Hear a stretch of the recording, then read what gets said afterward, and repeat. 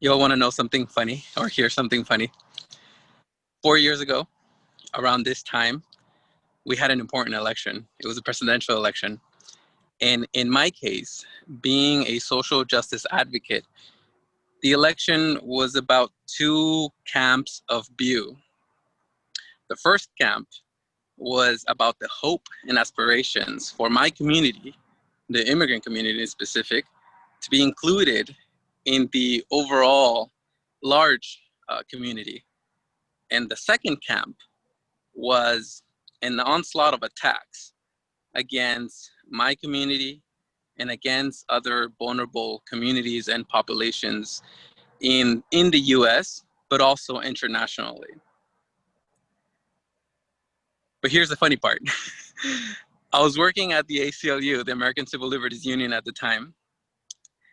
I was finishing up my emails, getting ready to go home. And actually, before going home, I was going to go and see the election results the previous night. And I walked past my supervisor, Elvia, leaving my office, and I asked her, "Hey, Elvia, what are we going to do if Trump wins?" She casually gets up and she says, "You and I are going to have job security." We laugh it off, thinking that the Hillary Clinton camp has it in the bag. And regardless of your political affiliations or your political inclination, keep in mind that my political inclination has been to advocate for immigrant youth. And here there was a potential of an attack, but I was sure that that wasn't going to happen.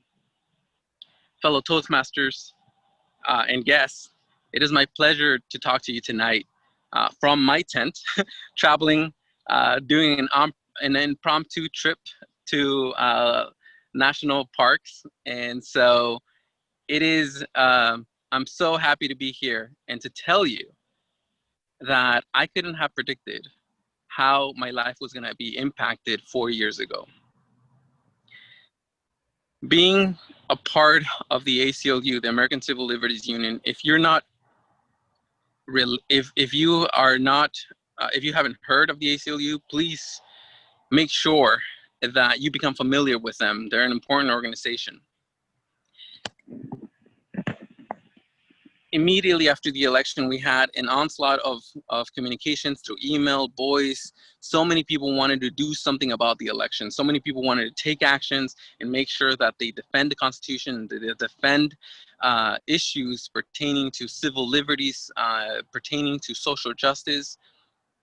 And we were bombarded very quickly.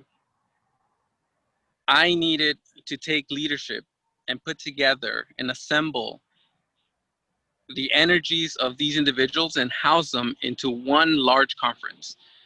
We put together the biggest conference we could ever put in about 4 weeks. We developed curriculum and would develop strategies and guidance as to how people can become involved. And I lost sight of how I was going to introduce all of these ideas. And I was the main person to welcome more than 600 people to an event. There was so much at stake, and I was so fearful. I was fearful of messing up. I grabbed my speech on my left hand. I was reading off my speech, and I was looking into the crowd, and my hand couldn't stop shaking. There was so much fear inside of me because of what it was at stake. Rollbacks on issues that have been long fought for, attacks on communities, whether it be women, Muslim, immigrants, people of color, Black communities. There was so much at stake. And my hand was shaking and I couldn't deliver what I wanted to deliver. I can only read the content, but I couldn't really send the right message, the message of confidence I wanted to send. That day, I realized that I needed to improve myself. And I learned that being courageous and being audacious, it's it's better than wanting to be fearless. I no longer wanted to be fearless. I joined Voices Latinas, and I remembered Voices Latinas really pushing me to open up and to learn strategies and tactics on how to deliver my message. I remember my first speech. I took precious time from two members of the club that we sat down, and I really prepared. I think I prepared like 10 drafts for a 5-minute speech. I prepared for more than 2 weeks. I was ready. I talked about my relationship with my dad, how that made me feel, my identity, how that relates to the person I am today. I was completely ready. Yet my left hand couldn't stop shaking. After the speech, folks in the club gave me feedback. They told me that I didn't seem nervous, but in the inside, I was really, really nervous. I am nervous now talking to you all, and I can't help it.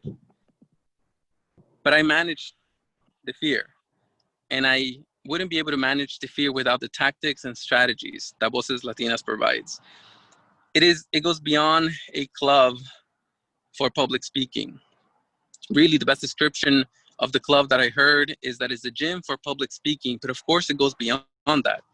It's a support group, it's a mentorship space, it's a personal development space, it's Thursday night drinks with friends before COVID. Hopefully we get back to that because I miss everyone and I wish to see everyone in person.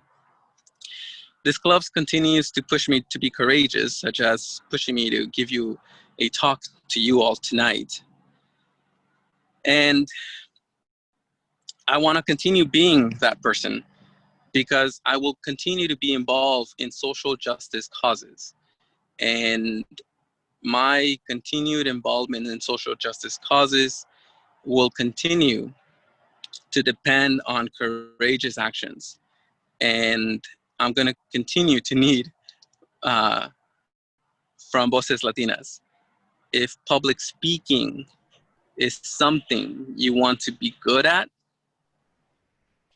be courageous. Mrs. Toastmaster.